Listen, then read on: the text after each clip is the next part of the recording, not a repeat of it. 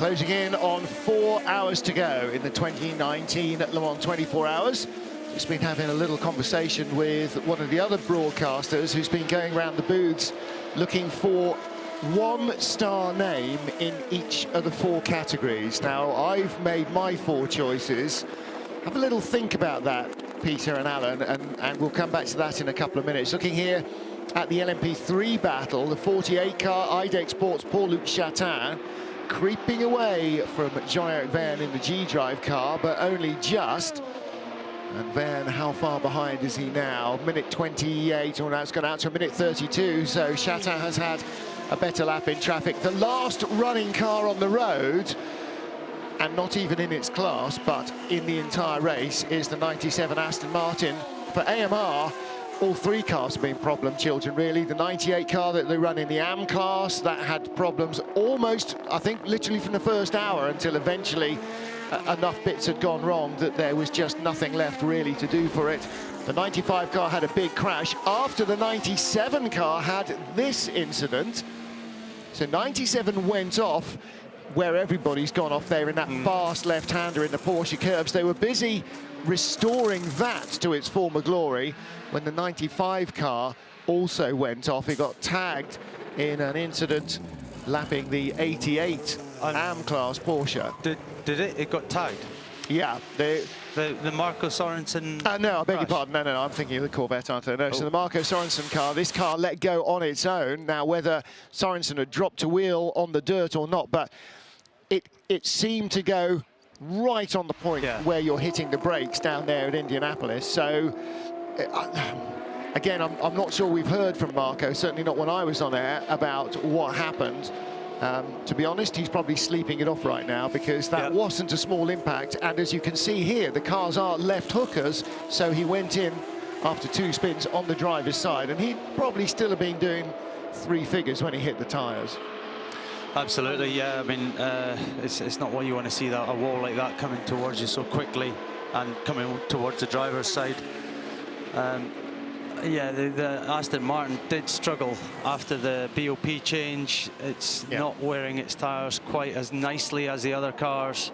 It's a bit harder on the tyre, and of course they've had they're carrying a little bit more weight and a couple of other things which happened after qualifying. After they put the car in pole position, they got a turn down on their BOP, and they just haven't recovered.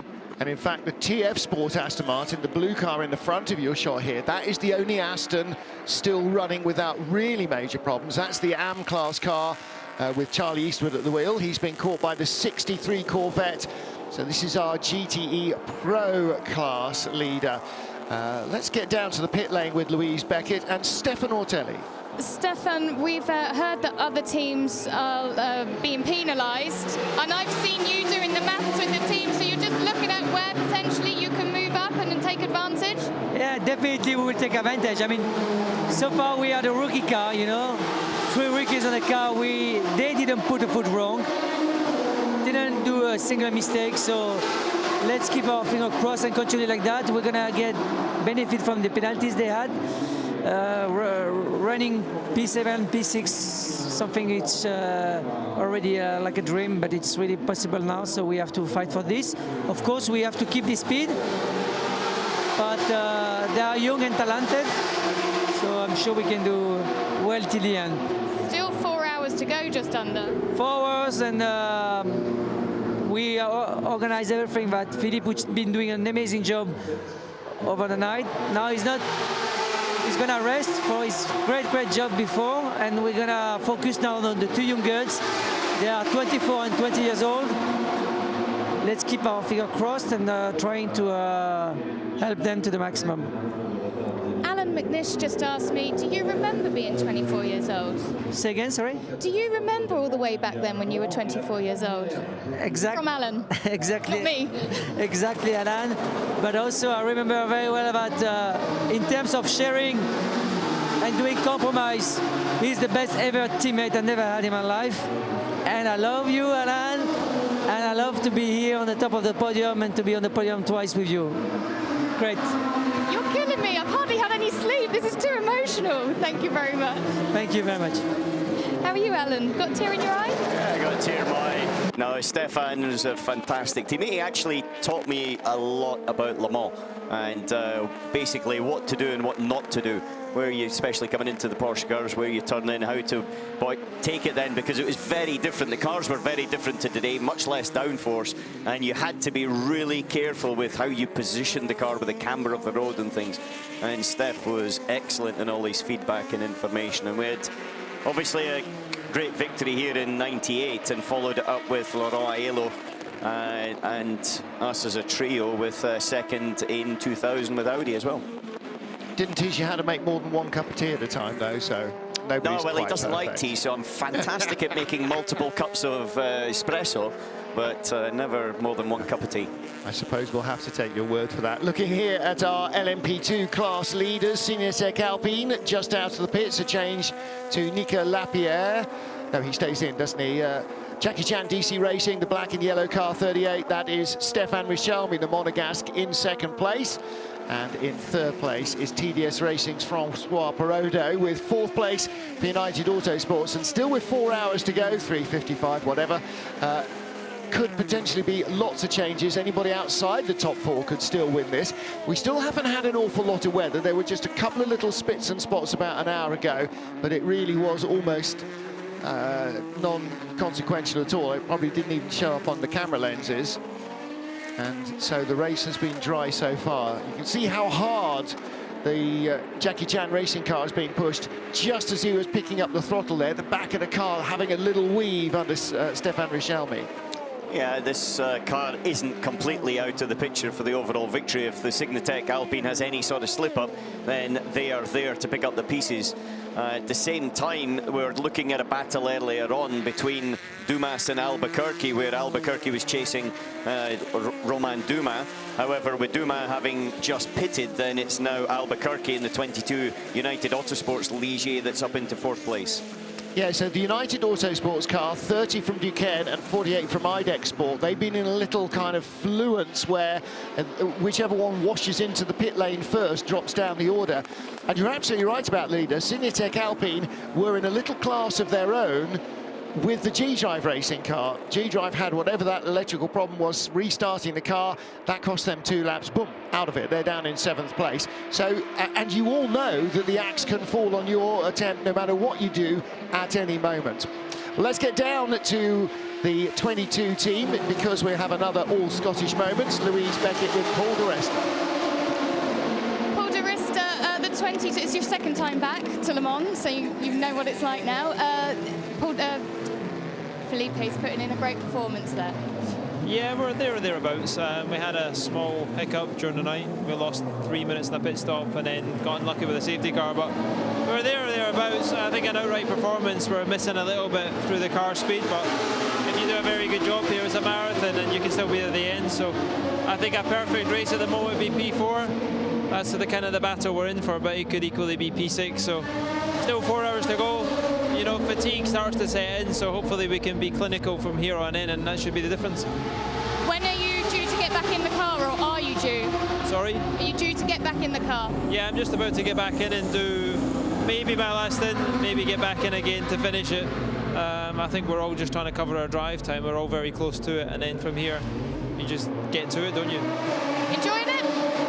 It's always good fun. I think second time round, I mean, last year I had obviously, we're in a very good position. I crashed, ended our chances, and it was a big bullet that I had to take. You come back here older, wiser, as you normally do. At the same time, we're not quite as far up as we were last year, but that's just the nature of how the reliability sets in at this race and how it kind of goes. I'm relatively new to it. We haven't been only my second year. It's only my third 24-hour race, so it's a big ask, but I enjoy every minute of it. It's a battle all the way, and yeah, like I say, I'll just enjoy the next 3 hours, 51 minutes and 49 seconds. As a driver, how is it to compete in the different disciplines like you are now? It's always the discipline of driving, and I think that the reason I chose to do P2 is because very similar to what I do in DTM.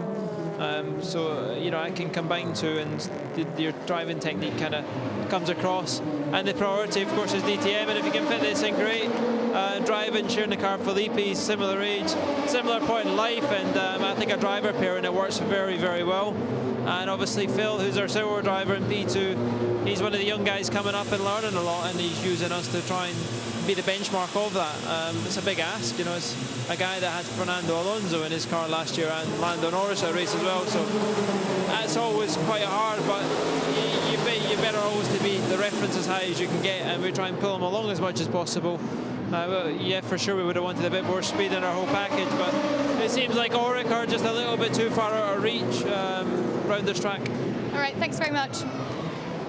Paul di Resta from United Autosports, the 22 car in 4th place. As he says, the Oricas are in front. One of them is called an Alpine, but it is an Orica chassis 1, 2, 3 at the moment in that LMP2 class. Ligier, United Autosports, the UK importers for Ligier, so they remain loyal to that. And it does seem, after practice, it looked as though they were both pretty even, but in race trim, maybe the Ligier just lacking a fraction in outright pace. New tyres and a new tail going on, Toyota number 8. Sebastian Buemi stays in.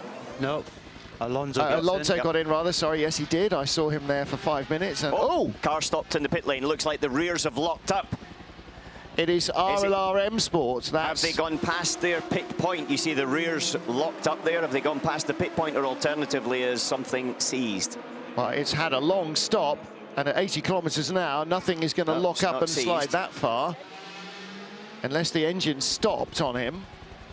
That's Arjun Maini, the Indian driver. Yeah, that was weird. Car 91 in the Pro class. That's the 3rd placed Porsche. Will have 10 seconds added to its pit stop next time round for not respecting full course yellow procedure.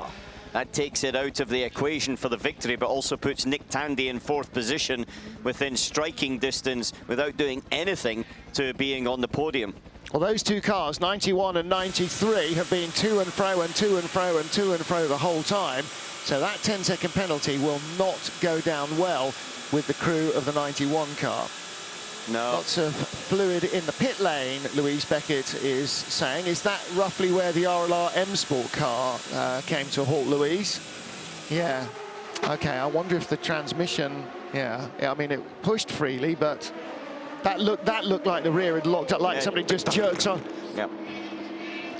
One of those things that racing driving instructors do to each other, which is just haul on the handbrake at random moments. No, see, Peter laughs because he doesn't recognise that at all. OK, so stars of the show. Name your star driver in LMP1. I know who you're both going to go for. Yeah, Mike Conway. Yeah, easily. That was my choice. That seems to be actually the universal choice as well. I'm going to leave GT. What's your reason there, Peter? Because whenever he's been in the car, he's been a couple of seconds quicker than whoever's been in the other car. Very consistent, handled all the pressure, did the start as well. Fantastic first stint, pulled away by 40 seconds, 50 seconds. So, yeah, just been the all-round class driver today. Yeah, definitely, I think. And that's no disrespect to any of the others, but he really has. This race produces people who just drag something extraordinary out of themselves, and I think he definitely has. Car 69, the Ford, is also being penalised at its next stop for not respecting full course yellows. You can see the marshals there trying to clear up the goo in the pit lane. LMP2, now that's a little bit more difficult because that's been such a close battle. Nicolas Lapierre.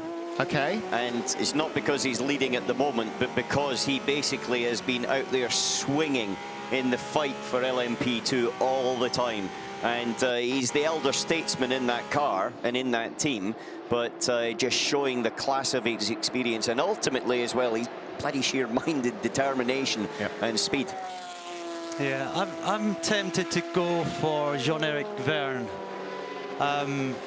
because before they had their issue, that car did have a significant advantage. He jumps from a Formula... I'm not going to mention it, Alan, sorry. That's okay. He jumps from one Formula to another and, you know, gets in and goes quick straight away. Had a real good chance of winning this race, obviously with his teammates' help, but doesn't look like it's going to happen for him. But, yeah, I think he's been pretty good during today's race. Both of those guys were mentioned by some of the other announcers And I went for G-Drive as well, but I didn't go with Ven because I expect him to be quick. I went with 20-year-old Joop van Uyten. Never raced here before, out of LMP3 last year. Yes, he was in the championship winning car, but it was his first year in prototypes. He picked up the G-Drive car and drove it into the lead in his first stint. Yeah. And at that stage, whatever else he did for the rest of the race, wherever the car finished, he's made the mark. He can do that right to the top level. So a hard choice. My top three are the same as our three choices: Lapierre, Verne and Van Uyten. Let's go to the AM class. I've got two AMs. Go on. Perfetti. All right, because good I just shout, really yes. like him. I like the fact that he's always there, bubbly, enjoying life, racing, and he's delivering really well. And then, to be honest with you, Ben Keating. To come here with your own car, your own team, and not, you know, the youngest gentleman in the field, shall we put it that way, and to be in there and to do the drive times and, yeah, okay, had a little bit of a slip up, but ready to get back in again. You know, you're putting everything on the line, and that takes a bit of courage. So between those two, but I'm not sure which one to go for. Pitting this lap, driver change, but we have a penalty. We discuss later. When we stop disconnect the radio, we have to wait 10 seconds. I will do a countdown. Please stop, driver change after the countdown of 10 seconds. Okay. Driver change after the countdown of 10 seconds. What? No, driver change during the pit stop, surely. Now, also, you think, okay, you don't need to tell Jimmy Bruni that, but that was probably also being broadcast into the garage, and hopefully whoever's taking over for Jimmy also had a headset on and was listening into that as well. He would be told in advance. He would be told separately in advance of what was going to happen. So in is the 92 car, which looked for the whole night like it was going to be our race winner. Yep. And then it wasn't. An exhaust change cost them 22 minutes in the pit lane, and that cost them a chance to double up their win. Peter Dumbreck, what about you in the AM class? I'm also thinking Ben Keating. He does have another 2 hours to run in the car. Yeah, that's a fair point. So he's not finished yet, but if they go well for him, then absolutely, you know, he's handled the pressure so far very well. I went Keating Motorsports as well, but again, I was just awkward because I don't know anything about Felipe Fraga. But boy, that kid, you know, a number of the other people suggested Jerome Bleekemolen, but again, like Jean-Eric Verne, I know he's a known quantity. I know he's going to be quick. So I expected him to be quick. I didn't know anything about Felipe Fraga, and he has been just as quick. So, yes, Ben Keating for bringing the car, for putting the whole package together at short notice, for getting wins back into motorsport after a 20-year hiatus. All of that, absolutely emotion, and also for buying me dinner the other night. So that's very nice. But Felipe Fraga, I mean, he's just put himself completely on my radar, whereas I don't think I've ever said his name before this week. So for me, that's that one. So basically what you're saying is if Peter and I buy you dinner, we'll be within the shout of the driver for next year. You're still my favourite Scottish drivers who are currently in the booth. The really difficult one is toss 50 GTE Pro drivers up in the air and pick the one. I reckon I've got mine. Go on. I've got two. I'm saying Laurent Van Tour. Oh, okay. And I'm saying it because of that stint he did fairly early in the race where he was saving fuel, and yet he still cruised right up onto the back, and he ended up taking the lead during the race while he was saving fuel. So he did an extra lap in his car than the other cars around him, and he managed to take the lead as well. So it's obviously very unfortunate what's happened with their car, and they're not going to win now, but I think all those drivers have driven so well. Very strong shout. Alan McNish, your pro driver. Perm, one of your two. Give us your two. I've got two. Give us your two, and then I'm going to make you choose. Yeah, Garcia, one. Yes. Because I think he's been pretty excellent in not putting a foot wrong, bringing Corvette slowly to the front. And when he's been there as well, he's been able to stabilise and hold any gap or any attack onto him. And the other one, I know I'm a little bit biased on this one, but I think it's one of his best races I've ever seen, actually, is Harry Tincknell in the Ford, because he's been by far the quickest Ford driver and the only one to sort of hang them in there and in the fight at any point. But has not missed one apex either. No, exactly. Put it like this, he's shortened the circuit by about 1.5 meters. That's why he's so quick. He's doing a shorter lap than anyone else. Those are both really, really strong. So I tell you, I chose a Ferrari driver, and I didn't, for the same reason that in the Keating car, I didn't choose James Calado and Alessandro Pierguidi because we know they're absolutely right at the top notch. I chose Daniel Serra. Not a regular in the championship, hardly ever drives that car all year long, being in here, in the lead, back in the lead, back in the lead, back in the lead, and exactly the same reasons that you chose Garcia, just relentless pace, absolutely to match anything that the reigning world champions could produce in that car, and yet he's got, compared to them, relatively little drive time. So again, I think that's good point. You know, when you're, all you can do is get it wrong when you're the third driver. You know, if you do as well as them, great, fantastic, but you can only potentially get it wrong, and so he's my call. May I just say, I don't think there's any third drivers in GTE Pro now. They're all first drivers, just happen to be in a 3-car team. Yeah. They've all got to be at that level, because if not, you see how close it's been all through the WE season from last year to, you know, here, I mean, and then all the way from there. It's been absolutely relentless at the top of their game. So what you're saying is that's another vote for Garcia and another vote for Serra. I'm saying it's a vote for everybody, because I don't think anybody is anything but at the top of the game.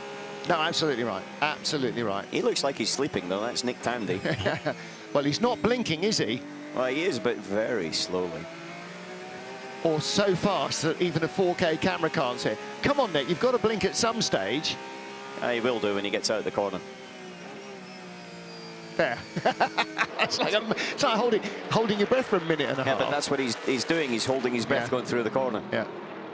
Right, gentlemen, I'm going to bid you both farewell. Is it meal time again? No, it's, it's train time. It's home time. It's Le Mans finish and Nürburgring start time. I'm off to Nürburgring 24 hours. I tell you what, Peter, I'll see you at the 24-hour race after I've finished doing the World Touring Car Championship that leads up to it at the Nürburgring. Right. So you head off now. We'll stay to the end of the race. We'll travel home, and then we'll say, oh, and there's... Nick de Vries is off at Indianapolis. Sorry about that, Peter. Well, that's a good opportunity for Peter to take his leave of us, and that's a real shame for Racing Team Netherlands. And let's take a look here. Just goes spearing straight off from the apex. I'd like to see that, because he's gone in heavy and it's on the left-hand side. Normally, you try to sort of sort that out. Now, the car didn't turn and didn't slow down. And Nick de Vries is not a first-timer or a 48-year-old gentleman driver who's lost concentration. No, he's a first-timer here, but certainly not a first-timer in a racing car. And the way that went off... Not his first rodeo. That went straight off. Yep. That's a quick place to have an accident as well. Safety car immediately, no question at all. You can see the post commander there with the high vis on, and he's immediately gone, I need a lift. Right, this could change the face of the race, because Garcia and Calado and Tandy all look as if they, and Prio all look as if they could be in the same safety car. It could bunch that whole GTE Pro battle right up. And very likely will. Right, talk amongst yourselves. I'll have a look at the tracker, see if you can spot. Where's 91 is just going by the pits. 93, no, 91 and 93 are behind each other, nose to tail. Yeah, but it's separated it out even further. So we've separated the GTE Pro battle out. So we've got 63. Yeah, 91 and 93 are right behind safety car A, and the top two. And 67, which is the Ford, is behind safety car B, and 69 is a different one. Right, we need to look at what this does to our teams. Final car, last man standing for Patrick Dempsey's team. That's here. Sorry, Yeah, basically what it's going to do is take the Ford definitely out of it, because it will allow the Corvette and the AF Corsa car to pull up onto the back of the safety car where the Ford is. At the moment, he was only just about a minute and something behind, but now it will drop to basically one complete lap behind. So really the battle now is only between the Corvette and the Ferrari. Wow. Takes the Porsches completely out of the picture by what I can see so far. And then there were two. However, there is still 3 hours and 36 minutes. There are still 3 hours, 36 minutes to go. Looking there at the G-Drive car, Jean-Eric Verne on board, the car that was leading and fighting for victory in LMP2 before they had a starter motor issue, it would seem. Again, like to see the replay here. They're going to have to tow Nick de Vries out of the gravel. Just dancing the car through, a little bit of opposite lock, and then now this is whiffing out. Here we go. Comes into shot at the top of picture. No, something's happened there. Yeah. Because he's just got to the apex and turned in, and that's in the compression. There's a small positive camber, and so there's a compression there and the loading onto the steering. And I've known where power steering systems saturate, load up, and you can't turn any longer. They basically haven't got the capability to assist enough, and cars going off. So I would suggest it was something along those lines, right at the apex corner. Didn't even half make the corner, did it? It was not trying to steer at all for him. So I'm afraid Nick de Vries was a passenger there into the tyres. And a very quick passenger. Yeah. There's your leader in the GTE Pro class, and that's because the Corvette is in the pits. Now then, here we go. This is where we strategize. Did 63 need to stop? Yes, 15 laps for Antonio Garcia. They stretched it right to the fumes. There's Danny Binks at the front of the car, who runs this Pratt & Miller Corvette racing team under the auspices of Doug Feehan. So they went long on their fuel. They got the 15 laps in. Where is the safety car? That couldn't have worked better. The next safety car to come up behind him but it's closed. The red light at the end of the pit lane until the next safety car comes past. You cannot go out, so therefore he'll drop to the back of the next safety car. Well, that's going to be a minute hold, because the safety car, as he was leaving, the safety car was Arnage. Yes, How can it not be safe? It's because of the regulation. It's been like that for a long, long period of time. Is still trying to get this car out. I would say that Nick de Vries is fine. The fact that they're talking to him and he's in the green suit is the doctor, and they wouldn't be sort of yanking the car back out if it was anything but that. Here we see it again. Second car coming in, just gets to the point of the compression and then goes off and doesn't slow down. And he's trying so hard to steer it, isn't it? To throw it into a spin, to back it in somehow, anyhow. Are you okay? Yes, so he is okay. Thumbs up, clearly, immediately, that the post commander got there. There's Fritz van Aert, the man who is Jumbo Supermarkets, and they clearly are worried, not for the car, because cars are cars are cars, but for Nick de Vries, their driver. Well, the doors are open. Don't see him, but I'm sure he is capable of getting out should he want to. What he's hoping is they'll drag him out of the pit lane and he can drive the car back to the pits. I think yes, that's definitely what they're hoping for. Now, the question is what happens to the Ferrari. So we've got already Garcia's had to pit. He's done 15 laps on that stint and he's being held at the end of the pit lane ready to go again. And then we've got Jimmy Bruni, who was in 14 laps and he had just pitted, so he's clear. Nick Tandy exactly the same. Andy Prio is going to be in the same position, going to have to pit. It just depends whether they have to pit prior to the end of this safety car. The Corvette's still there a week and a half after it fueled, because now the safety car goes by. It must feel like forever. It is, but you know that when you come into the pits and he had no other choice. No, he needed fuel. He couldn't have gone round again. That was a 15-lap stint. So that could have, effectively, because they were able to do a 15-lap stint, it actually could have taken away the race. Because if they'd done 14 laps, they'd have pitted with the Ferrari instead. Well, again, just under 3.5 hours to go. It's no way guaranteed that we will remain safety car free, and the dice could be rolled yet again, the fickle finger of fate. There is the Ferrari that leads, James Calado. Ferrari won the World Championship for makes in the GT Pro class. They were also the champion. Oh, it is. Well, the steering is very broken, and so is the front suspension, but Nyck de Vries is underway.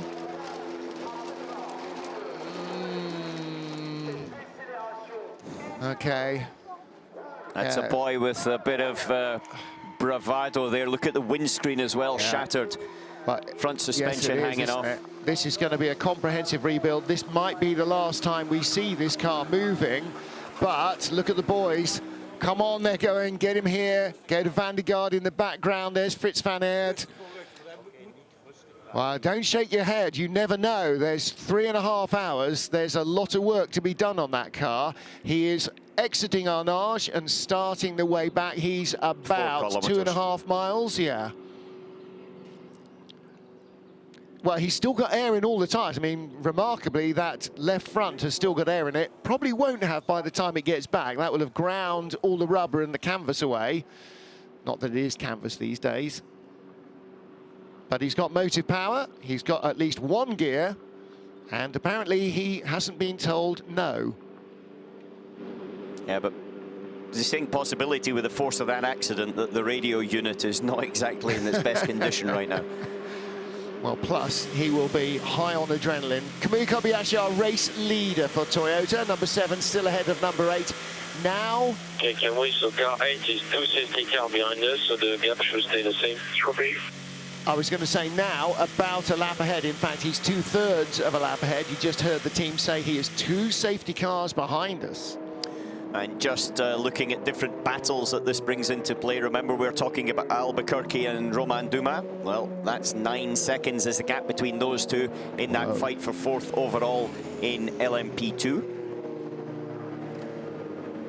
Safety car is, this train is now catching the number 29 Racing Team Netherlands car. So we will see that very shortly in front. And also another battle is for the final place on the podium in GTE AM, because Perez Compac in the Clearwater Ferrari, number 61, is in 3rd place right now, but 12 seconds behind GMW Motorsport. Segal is in 4th. Yeah, that's going to be interesting, isn't it? Because we've got a Ford leading, a Porsche 2nd, and 2 Ferraris battling for 3rd, and they're in the same safety car queue. Because behind them, the 77 Dempsey Proton car, they had to pit and they dropped a safety car away from that battle. Remembering Justin Wilson on the Toyota Pratt Perch, the number 7 car is leading the race and is 2 safety car queues ahead of the number 8 car. Apart from having the points lead coming in here, fortune has favoured the number 7 car. Almost every time there's been a break in proceedings, they have held serve and their teammates have dropped back.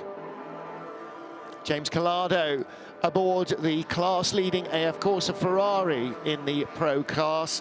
In the AM class, Keating Motorsports, Felipe Fraga at the wheel.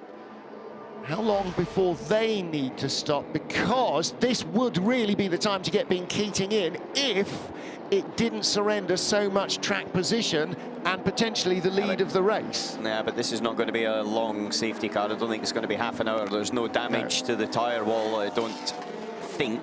And so therefore it'll be quite quick. Biggest question I've got regarding safety cars is they seem to be going at different speeds at this moment in time.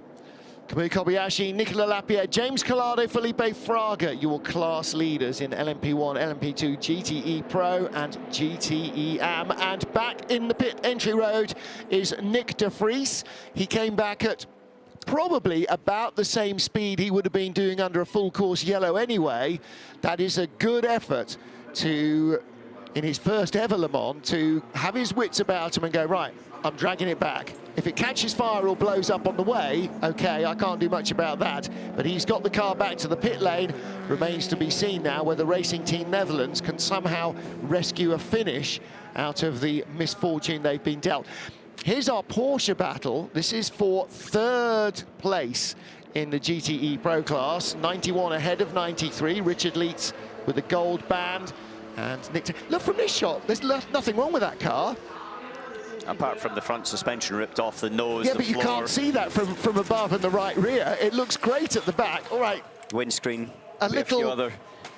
A little used at the front. Louise Beckett's down in a very quiet pit lane. Talk to us, Louise. I have Frank Walliser with me, who's here as a fan, as you say, but you're speaking a lot to the team, obviously. Tell us the situation here with Porsche with this safety car. I think it's maybe I've decided the safety car now, the GT Pro category, as the four top cars have been split in 3 safety cars. Ferrari took the biggest advantage out of it. Corvette could compensate the pit stop, and we lost as we are in the 3rd safety car. Well, safety cars, sometimes they give, sometimes they take. It's part of the racing. It's a little bit of a pity that the decision came up here, as the race was so close, and I think we had an excellent battle for more than 20 hours. So we would have seen, or would have hoped to see, really a final on track. But well, maybe another safety car comes and we will see. It's still 3.5 hours. A lot of things can happen. Okay, thank you. You're welcome. He's not wrong, you know. Let's face it, Porsche know they won a race with 1 lap to go that they knew they weren't going to win a couple of years ago. So absolutely anything can happen. Yeah, it's very true. However, usually once you get separated by a safety car, then the chances are you're going to get separated again the wrong way, as opposed to bring back into the game. The 51 is behind safety car B, and the 63 just pitted, and they are behind safety car C, so we're all spread out. They are all spread out, except for this battle for what is currently 3rd. Don't forget that lightning can strike more than once. The 92 Porsche, which looked absolutely nailed on midway through the race because they were getting all the brakes with the safety cars, had to change an exhaust. They're still 12th in class, can't make any progress against the behemoths in front of them. Welcome back to the booth, Graham Goodwin, with a quizzical look on his face. Just to make something clear, because it's something I'm very aware that my title list last night I forgot to mention, which is that's absolutely true. Good morning. That's absolutely true in terms of the race, but for the championship, they're 6th because the other cars are invisible in WEC cars. So they needed to finish 8th or lower to be at risk of losing that title. That at the moment sitting pretty in 6th. I'm going to wait till the end of the race for that, because we've got 3 hours 25 minutes left. There's an awful lot more carnage and confusion. I don't need to confuse myself with points possibilities. That's somebody else's job. I don't need the extra help to get stuff wrong. 2nd place in the LMP2 class, 38 car Jackie Chan DC Racing, one of the surviving cars in that championship battle on pit lane now. And, actually, the next most likely car to make a change is the leader in LMP2, right behind now the 5th place number 3 Rebellion. Well, look on screen, Graham, you can see the gap. It's 4 minutes back to the 3rd car. So although Richelme will drop a safety car, he still shouldn't drop into the clutches of TDS. James Calado is the leader in the Ferrari in GT Pro. The Corvette got held for a safety car. They lost another couple of minutes after their pit stop.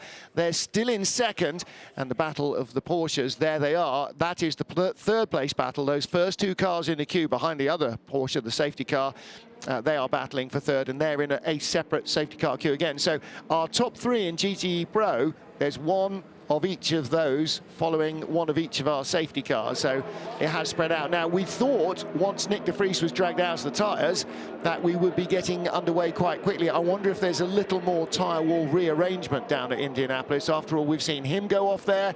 We saw the 95 Aston Martin go off very heavily there. It's an area that needs protection. It's also the fact that they'll use this opportunity to clean up the circuit. We've got 3.5 hours to go, give or take, so therefore trying to get the rest of the circuit prepared for the final part of the race. Let's get down to the pit lane with Louise Beckett. She's at RLR M Sport. What happened to their car when it came to a juddering halt in the middle of the pit lane? Yes, Arjun Maini was in the car when it did come to a halt. What was the issue? What happened? Well, we noticed that we had some oil pressure alarms just before, you know, the engine gave way, and it's just fairly terminal engine problem. Unfortunate for it to end like that. We've had quite a few problems through the night, but the guys have worked really flat out, and I just want to say big thank you to them. Big thank you to my teammates who did a really good job, Norman and John. And it's unfortunate to end like this, you know, getting quite close to the end, but here we go. It's so unfortunate, but how's your first Le Mans experience been? No, it's been amazing. It's been amazing. You surprise yourself as well when you wake up in the middle of the night, how the adrenaline keeps you going on track. And no, I felt good. I think we were quite quick as well. Just little things kept putting us back, and then yeah, just an unlucky night for us, but an amazing experience. Okay, thank you. No worries, thanks. Yeah, rookie here, Arjun Maini, the Indian driver. So he and the RLR M Sport boys are out. This is ground-up restoration. This is full-on car rest. So let's watch the scrutineer in the background. In fact, the FIA scrutineer, Manuel, in the black suit, and championship scrutineer there in the white suit, watching what's going on, making sure that it's all safe. I think from the hand signals that we saw from Nick de Vries when he came in, he was just basically going, it went straight on, and they are inside the front bulkhead looking at the steering and the suspension and all of that. I'll turn your mic on for you, Al. Yeah, thank you very much. A power steering system inside the actual monocoque area, so therefore they've got their hands in there, but there's a lot of things he could be doing in there as well. For example, just as a small silly example, he may have knocked the clutch rest off. Yep. It's in there with the force of the accident. So as we've got Andy Priaulx in the pits now. And it's a brand new set of tyres. They were trying to save tyres for the end of the race. I'm not sure that it's going to help them too much now with the way the safety cars have gone. Yeah, I think maybe now they're going, OK, now we need the pace to get us into a position to need tyres. Now they need the tyres to get in a position to be back into the fight for fourth place, because they can't even go out to the pits until the next safety car passes. So they are having plenty of time to do their fuel. Then they will motor up to the safety car queue. Harry Tinkler's handed over to... No, Priaulx. Yeah, it's Andy Priaulx that was still in the car. Oh, OK. He handed over previously then to his full-season teammate Andy Priaulx. Jonathan Bomarito joining them for Sebring and here for Le Mans. Bomarito's done a good job as well. First time here at Le Mans. Didn't race here last year with the crew. He's done 2 races in a GT car in the last goodness knows how long. Well. But I've watched him in IMSA, and he grabs a hold of the car, he throws it around. He's a really good guy, very balanced, got a good understanding, and I would say a team player, a really good team player. So still under safety car. I forgot to write down when this one started. And I'm not sure how this is, at least 8. Last time I was watching a safety car, it was 6. There was one while I was having breakfast. It was 6 when I went. I think this is at least our 8th, possibly our 9th. You know how to interrogate your computer without breaking it, so safety cars are now at the pull-in points. Are the lights off? No. Safety car A is at Mulsanne, and he pulls in at Arnage, 2 kilometres away. Safety car B is through the middle of Porsche, and he pulls in at the start-finish line. Sorry, safety car C.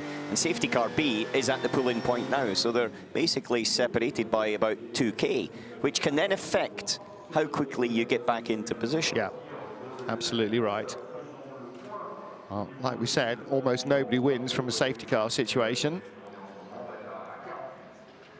There is race control down in the bottom left-hand corner in the front row. You saw our race director, Eduardo Freitas, and he will be on the radio with the coordinator for the marshals on the scene. And as is often the case, particularly after a long night of litter being dispensed all over the place, they will have a long job sheet, and marshals will be instructed to rush out between safety cars, pick up bigger bits of debris, maybe sweep away some oil or other fluids that might be out on the track. They've cleaned up the pit lane as well, and in is the number 3 Rebellion. This is the last running car in LMP1. It's Matt 8 safety cars. I beg your pardon, 8 safety cars. I thought it was, yes. 10 seconds added to the 93's next pit stop for crossing the pit exit white line. That's funny, I watched it when Nick Tandy went out to the pits, and he didn't cross it completely, but he was straddling the white line with his left-hand wheel, so meaning that the tyre was running right on the white line. A part of it was over, but a part of it was under. And so I kind of thought they would probably let it go, the fact that it was not fully over. Not fully over. There was chalk dust.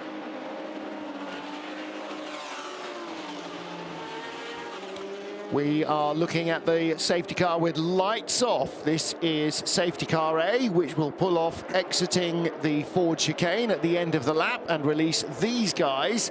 And the other safety cars are fast approaching their positions as well. Louise Beckett, Here something... it is. This is a replay, sorry. All right, here we this go. is a replay of Tandy coming out the pits. He's the second car, so we'll watch this second car as he accelerates and gets to this white line closest to the bottom of the screen with his left-hand wheels and sits onto it. Doesn't completely cross it, but that was enough to ping him for a 10-second added to the next. And it's 10 seconds for nothing in reality, because he didn't gain or lose anything by going so close to the line. It's just... That is properly harsh. He didn't fully cross, even with one entire tyre, the white line, and there was no oncoming traffic because he'd been released from behind the safety car. Yeah, okay, we'll leave that. Louise Beckett, while it's quiet, you just gave me an interesting little fact. The sort of thing that people don't see on television. What did you see in that last LMP2 driver change? Well, I have to say it's the first time I've seen it. Nat Berton got out of the number 3 Rebellion, took his gloves off, and he had blister plasters all over his hands. All right, well, he's done the hard work. Now everybody else gets to do it for another 3 hours and 15 minutes. We are halfway through the morning here at Le Mans, 11:45 a.m. Getting ready for lunch as the race goes green once more. 3¼ hours to decide 4 different categories. Nick Tandy having a look at the 91 car in front. This is for 3rd place in the GTE Pro class. He got in very deep there. Maybe not quite enough tyre temperature. He got in a bit far too deep there, sorry. Yeah, behind him Egidio Perfetti in the Project 1 Porsche, who's 2nd in the GTE AM class. It's now going to be important, of course, for Nick to get by, because he's going to have that 10 seconds. He has to get ahead of the team car, the WC car. Yeah. Okay, I have no idea what that means, but okay. In split exit, they just showed it on the monitor, and your wheel is just on the line. It's so unfair. Yeah. I don't think there's anybody would disagree with that, other than 3 stewards. Is that the dinner bell? Richard Leitz in 3rd place, Nick Tandy in 4th. He doesn't know why he was penalised. And yeah, there we are, big sigh. Right, reset, let's go again. 91, still under pressure from 93. The Porsche with the gold band ahead of the Porsche with the red and blue bands. And that is for 3rd place. AF Corsa's James Collado leads for Ferrari. And actually, that would be a really interesting little piece of history repeating, because on the roof of the AF Corsa Ferrari, it pays tribute to the fact that this is the 70th anniversary of Ferrari's first ever win at Le Mans. Stories have a little habit of writing themselves, don't they? Either good or bad. Jan Magnussen, 2nd for Corvette, the final race at Le Mans for the C7R. The final race at Le Mans, possibly for a front-engined Corvette, maybe ever. That would be a good story. And look at this queue. There's the Wins Ford leading in the GTE AM class, the high-class LMP2 car trying to get by. Hannes Barthez behind him. This is the number 8 Toyota. Oh, and the Wins Ford has been off. So that's because I said Felipe Fraga was my driver choice in the GTE AM class. He's at the wheel of the Keating Motorsport Ford, but he did at least avoid the wall. Here comes the high-class racing car and TDS. That's not a battle for position. TDS a 3rd. Corvette's off. Magnussen's off entry to Porsche. This is the 2nd place car in GTE AM. GTE Pro, sorry. Is that where the Ford went wide? I don't know. It just because there's gravel there? Magnussen's shaking it all out. I think he's done exactly the same what everybody else has done. Yeah, here it is. It's in the fast left, and he's spun on the left-hand side as he hit the wall. No. The Ford. Oh, yes. Yes, bashed the wall with the nose of the car. So he's hit the inside curb on the left and now coming into the pit. So that battle is definitely over. Now the battle is who's going to finish 2nd. Which of the 2 Porsches, you mean, that are nose to tail, exactly. 1.8 seconds apart? Well, it depends on how quickly, if there's any damage to this apart from tyre. It looks like splitter, bottom left-hand front area of the splitter. Unclip the nose, put a new one on, send him out on his way.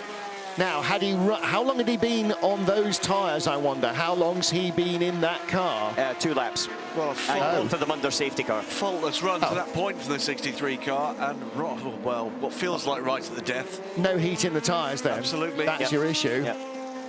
So it Okay, can happen that quickly. Got it.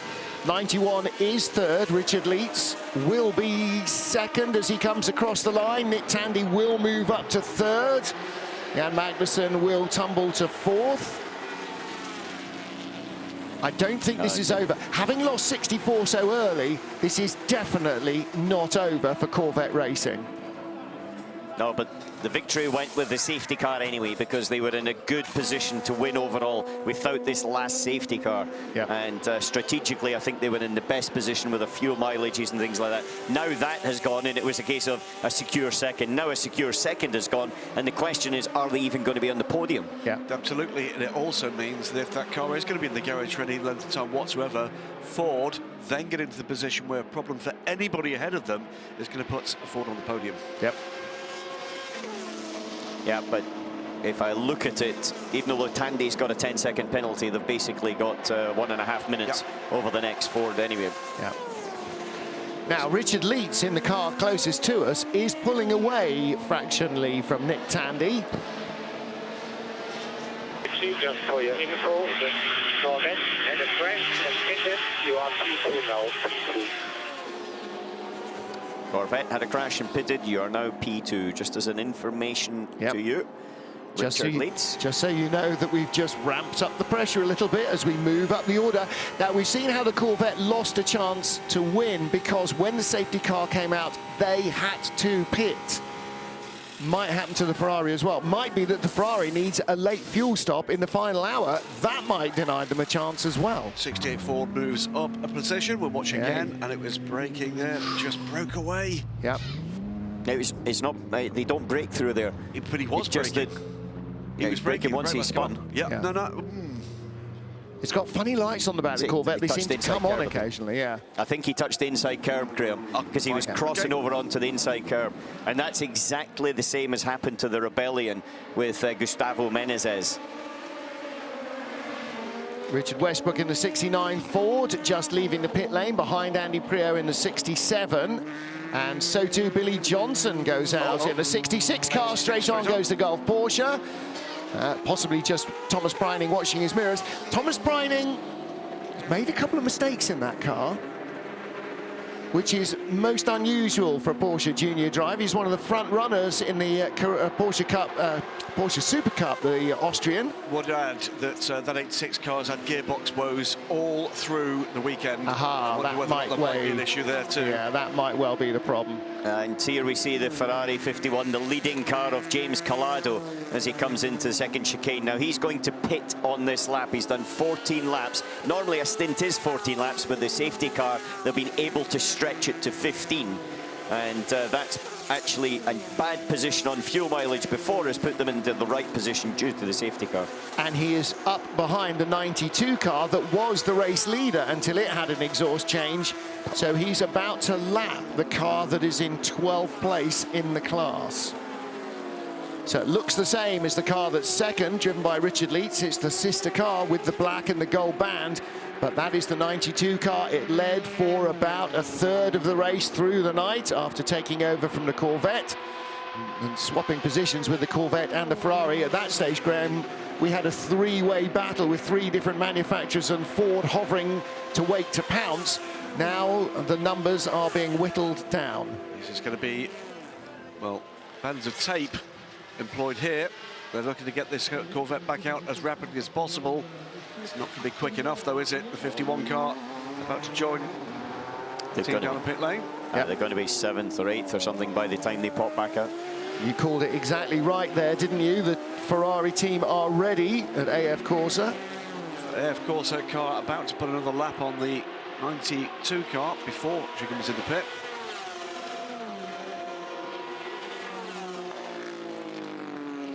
The issues earlier on for that car, 5 laps down on the leader.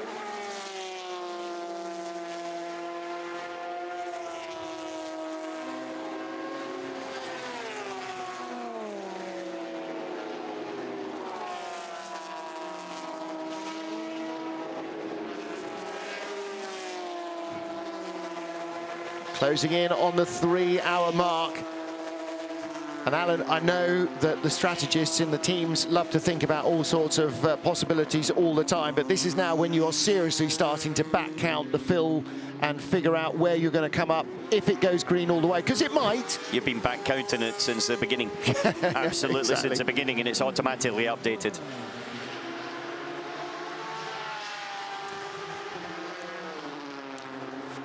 The Ferrari that leads in the GTE Pro class is in. And AF Corsa, with a 2-minute 41 lead over the 91 Ferrari, should come back out in front. No driver change. There are no tyres going on the car either. So the rainbow stripes are the world champions on the Ferrari. And that said, the Michelins have done their job. They will continue to do their job until we have a driver change. James Calado will hand over then again to Daniel Serra. And Serra will have new tyres fitted. 63 back in the pit lane. 63 back in the pit lane, Jan Magnussen. So back onto the pit apron for Corvette, turning the thing around quickly. Out goes, in fact, behind the 63 on the road. Just behind comes the 51. I'm going to say, how short was that Corvette stint and why? How short was the stint? Because he stopped behind, he stopped during the safety car. Because he crashed. Yeah, because he crashed, remember.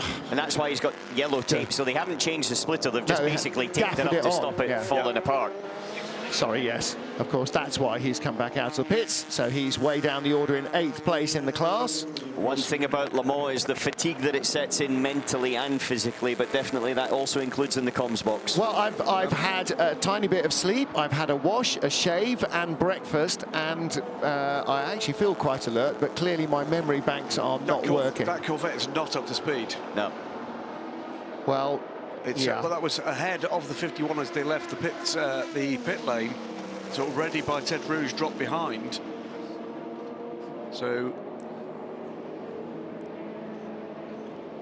down in 8th.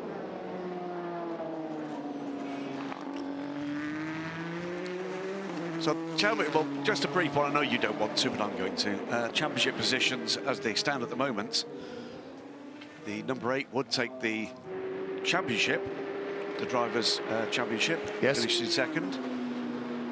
In LMP2, it's very simple now. It's whichever of the 36 and the 38 finishes ahead. Oh, really? It's that simple? It's only 4 points. Oh, I love those. It's only 4 points between so the two it's cars. So it's a one-race championship, and whoever wins in the two cars wins. Exactly. Hooray! Okay, great. Whichever one finishes ahead, and they are, I believe, now the only 2 cars left in the hunt with the exits overnight and into the morning of both the 31 and the 37.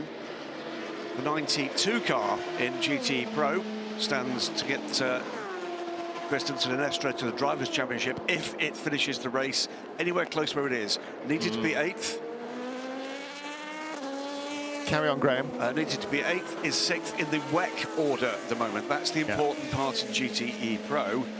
And in GTE and Team Project One, by dint of the fact they're 2nd overall, so we'll listen to 36. Okay, so I confirm we have more than 1 lap, so take your pace, I will tell you, and push.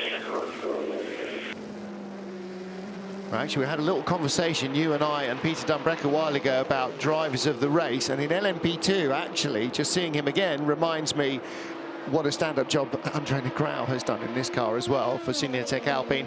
And on the radio saying, we've got more than a lap in hand, so just keep your pace, don't take any chances. All season, Andre Negrão has been mighty. The one factor that I guess comes back into this, we wait and see, it is still Michelin versus Dunlop for that title as well, remember, is who's got what tyres left at this stage of the race. That could be interesting if we get to a stage where someone's got to push. That is going to be, I would suspect, the question that there's very little chance that either the Jackie Chan DC Racing Jota Sport crew or indeed Signatech Alpine will answer if asked. No, that'll be, can you go on fuel or do you need a caution? Yes, one of those will be the answer. Track temperature has just crawled up to 20 degrees, air temperature 17. This could easily be Easter, actually, this weekend. We've had one little blink of sunshine, but no sun today to warm the track up. And we heard before from the results of test weekend that it was expected if it was cool, it would be more in favour of the Dunlop shod LMP2 cars. If it was hot, it'd be more in favour of the Michelin shod cars. And at the moment, it seems to be a pretty even Stevens. It's been the fickle finger of fate rather than tyre performance that's decided who's ahead. The final class to deal with in terms of where things stand with just over 3 hours to go is GTM and the WC there. It basically needed the Project One car as the leader of that race leaves the pit lane with Ben Keating aboard. Yeah. Project One car needed to have a bad day for any of the others to have a chance. 23 points ahead coming into the race. They're not having a bad day. They're sitting second overall. This is a battle for position. 94 behind 82. Antonio Felix da Costa ahead of Mathieu Jaminet. This is for 10th place in the GT Pro class. And actually, a top 10 finish for BMW is possibly something that they didn't even think in their wildest dreams might have happened earlier in the race. Well, I've got to say, another car that's just ahead of this battle is Oliver Jarvis, and in the Risi Competizione, and with the way they were running through practice and qualifying the early part of this race, I think they never believed a top 10 could ever have happened in this particular one, but for various reasons, it has. Well, for various reasons, they didn't qualify where they thought their race pace should have seen them, and now, yeah, they are moving up the order. Here comes the Porsche, creeping alongside. Antonio's giving him as little room as he can get away with. The P2 car is there as well. That's the Jackie Chan car that's second. Richelme wisely gets his nose out of that particular battle. Porsche goes ahead now. Richelme will try and pass, and he goes by, giving them a wide old berth.